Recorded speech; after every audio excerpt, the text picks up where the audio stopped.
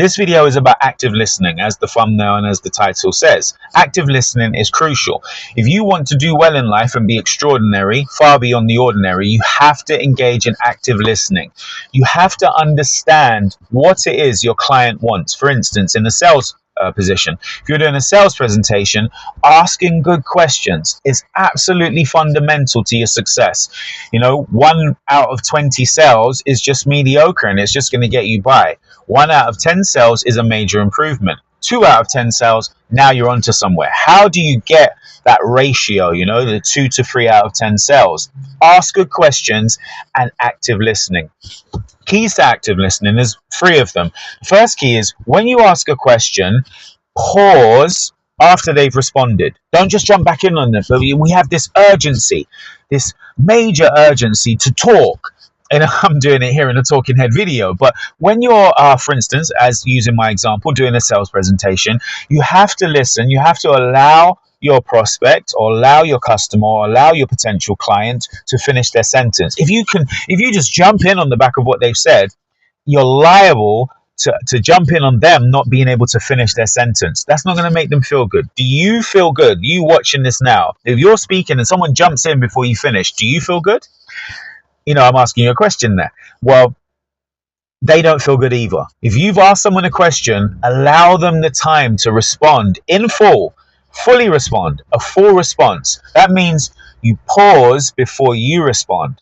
When you pause before you respond, you allow them to finish their sentence. That's wonderful. They're going to feel like you respect them and that you really care about what they're saying. And if you really care about, them, they're going to care enough about what the service or product that you're offering them. People only buy from people when they know that you care about one thing, them. If they don't think you care about them, they're not going to buy from you. So you have to care about them. And how can you care about them? Afford them the time to finish their sentence. Pause before you respond. So you say to them, how was your day today? They speak. Maybe they haven't finished. Pause before you respond. Allow them to finish. Now, let's say they have finished. Why else should you, and why is it, imperative that you pause before you respond? Pausing before you respond taps into a psychonscious, there you go, that's an outtake for you there, but I'm just going to keep rolling. A psychological principle, which is all information is relayed in the mind, not instantaneously. There's a delay before when you hear information, before the information soaks into your subconsciousness. You can tap into that delay by simply pausing before you respond to allow the information to soak into your subconsciousness. Once the information is in your mind, in your subconscious, you are going to be better able to respond. And if you're able to respond better, obviously things will go better. So pause before you respond. If you ask a question, pause before you respond. You say to someone, how was your bike ride today, for instance? Someone just cycled past me. And let's say you want to sell them bicycles. How was your bike ride today? Pause before you respond after they've spoken. And what they say, there goes my camera number 2. Just 1 second. Okay, back to this video. Pause before you respond. Secondly, another thing that you can do is re-say what the person said to you. So let's say I'm speaking to you and I say to you, and I can tell, by the end of the conversation, I wasn't really understanding what the other person was saying. I wasn't really understanding what they were talking about. And then you say, you weren't understanding what they were talking about. Now, when you re-say the last thing that they've said, so what I just said to you, or, when we were doing our sprints, let's say you're doing some form of fitness training. When we were doing our sprints, they did 4 of, 150, and then they just went home afterwards. And you say, well, they just went home afterwards. Re-say what they've said. Adopt the same tone. Adopt the same words. Now, this will show the person in their subconscious. They don't understand what you're doing. It's not a trick. It's just good communication skills, active listening. This will show them that you're listening. People like to be heard. They like to talk. They love to talk. We love to talk. I love to talk. I'm doing a talking head video. But more importantly, we want to know that people are listening to us, because when you listen to someone, it shows you care about them. And we know that. So if you're listening to me after I've spoken, and you re-say what I've just said, shows me that you're listening. It shows me that you care about what I'm saying. So re-say, this would be tip number 2, re-say the last thing that they say. And tip number 3 is, don't always think you need to add something new to the conversation based on what they've said. Because people in this day and age, they're very canny. They're very wily to the ways of the world. They've seen many YouTube videos. They've spoken to many people. They understand many of these things. So, you know, if they feel that you're sort of corresponding with them or communicating with them via template, via formula, and it's not organic and it's not natural, they're going to turn off from you. So don't always feel like, yes, pause before you respond. Absolutely.